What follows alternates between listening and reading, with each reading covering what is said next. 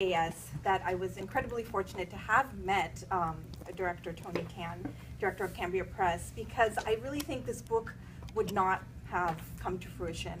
Tony has incredible energy and incredible vision, and she really convinced me that a book on this topic would be important and necessary and doable. And so I'm so grateful to Tony and all her colleagues at Cambria Press for their guidance throughout this entire process. My book is titled Made in Bangladesh, Cambodia, and Sri Lanka, The Labor Behind the Global Garments and Textiles Industries. Yeah, our perception of the garment and textile industry in the global south is really fueled by images of dismal labor conditions and unsuitable factories, descriptions of labor clashes with police, analysis of low wages, exploitation by international corporations. And the goal of this book is really trying to present a fresh and sort of new look at this industry, and actually arguing that an industry that's fraught with competing concerns. You have from labor to the private sector to the government to international actors, in fact, can collaborate and work together when it's in the interest of both the state and interest groups to do so. So this, it's a comparative study, and it really tries to recognize the role of both these groups and how they interact in making policy and in making change.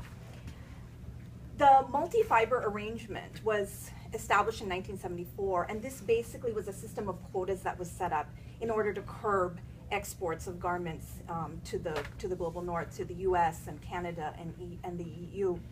And the MFA, the multi-fiber arrangement, was phased out in 2005.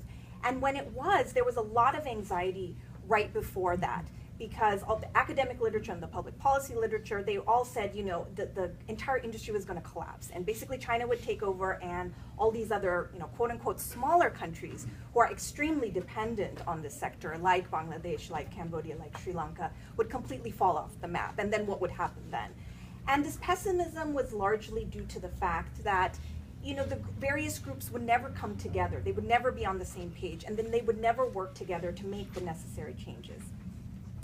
But this book actually challenges that notion and actually argues that, it is in fact possible, and it is in fact necessary to look at this interplay between the various interest groups and how they are working towards change.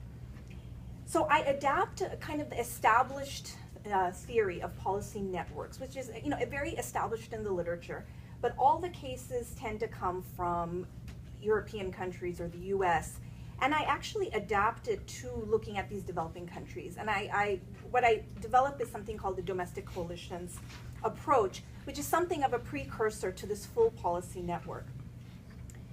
But by analyzing the garment sector in these countries through this lens, I'm able to actually demonstrate that there is a possibility for change and resistance from a vantage point of cooperation amongst key groups rather than only contention.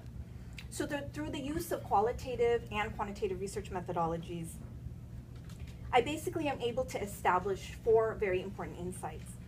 First, I argue and I find that the changing role of labor marked by its entrance into this coalition is itself significant in many of these countries where labor was completely left out, and discussions about labor issues were completely left out of the dialogue.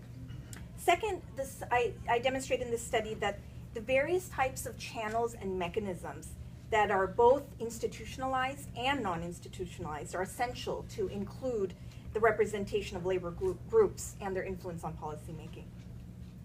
Third, I delink the concepts of improved labor conditions, quote unquote, and worker empowerment, quote unquote. So by arguing that we should not assume automatically that countries where there are better labor conditions, that automatically translates into an empowered workforce. They're actually 2 different things, and I sort of delink those ideas. And finally, I come to sort of a very critical conclusion in this book, that change and improvement stemming from top-down programs that are often imposed through trade rules or through various other strategies, though they may initially be effective in improving conditions at the factory level, they actually do not help in furthering coalitions with labor groups and institutionalizing their role in policymaking. So just to conclude, this book also takes a much larger view of the sector. And instead of looking at the sector for what it is now, it really frames it and by looking at the manipulation of the trading regime, starting with the MFA, established 30 plus years ago. And kind of the book ends with looking at current trade policies that are in place that impact, negatively and positively, that impact the garment sector. And that has a lot of implications for the way the sector is going to go forward.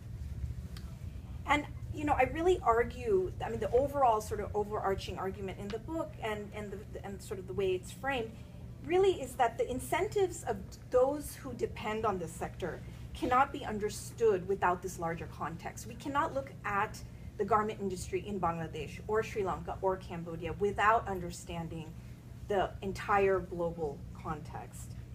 And this is the context in which the sector has flourished and ultimately survived. And all these elements combined are really essential to understanding the extreme complexities of the garment and textiles industries in Asia. Thank you.